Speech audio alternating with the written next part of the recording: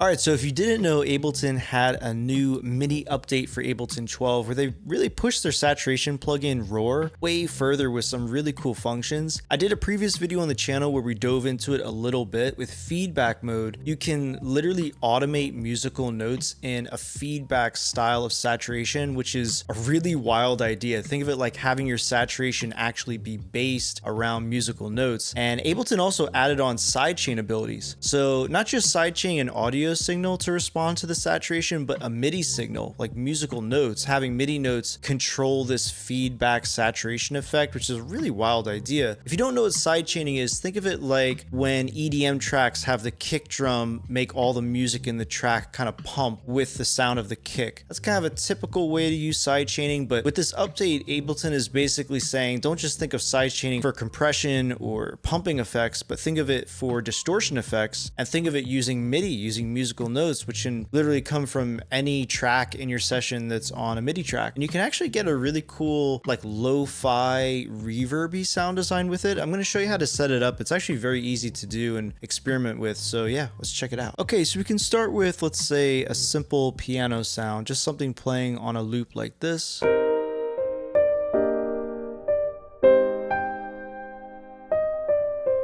You can obviously see this is running through MIDI, not audio. Okay, so when you pull up Roar for the first time, it's by default in multi-band mode, which is one of a number of modes at this point. The new ones being feedback and delay. Those are fairly new now with the update, but you can just leave it in multi-band mode. We're going to turn the saturation up. It's going to make this piano much more aggro sounding. I might go with like 30% on high, maybe 40s on the mids and the lows. And we can also add the global drive, bring that up to like 14 or something. And this is going to make that piano much louder, much more saturated. Might turn this compression down a little bit because I don't want to smash the piano sound too much. And you'll notice that it's going to have a much more aggro sound with the saturation.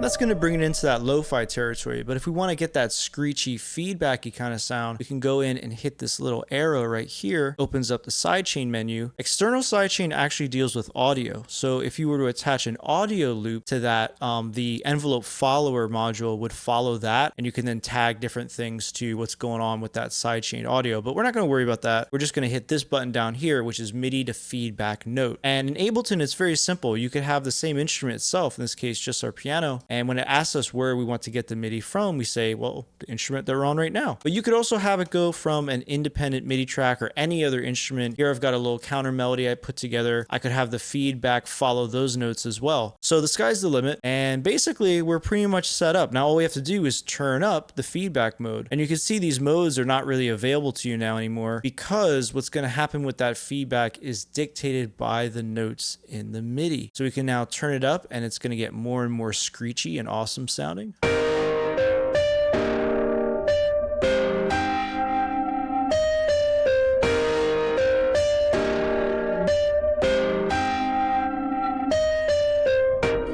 And you can see when I turn it up to like 50%-ish, it's going to kind of be based around what the gain staging is on the sound. But it can get too much, obviously, with feedback and just sound like, you know, feedback on a guitar amp. But it's a really cool sound. It adds a lot of resonance. I think feedback is a really aggro, really cool effect to play around with. So we can bring it up to right around that cusp. That's what I like to do. And now we have a pretty cool sound. We can bring our output back if we want. We could also mix this in too. So if it's too screechy, you go to the dry wet and you can bring this down, like bring it down to 18, and you'll get a more gentle mix in of all that feedback saturation.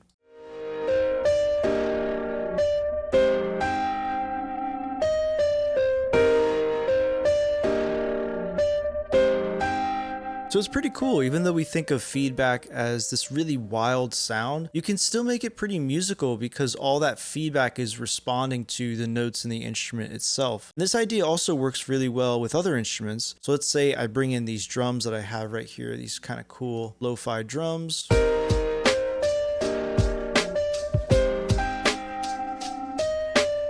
You could actually apply the same exact idea to these drums. Let's say I drag over the roar and place it onto the drums. The drums will have feedback on them.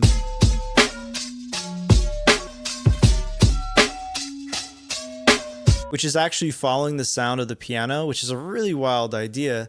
You could even take this a step further and just place the whole thing onto, let's say, a reverb. So right here, I have a reverb running in parallel. So I still have the dry signal.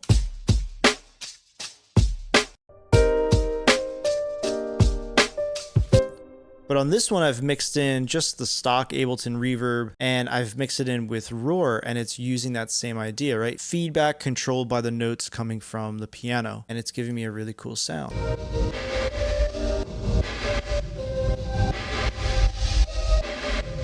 You can mix it in parallel.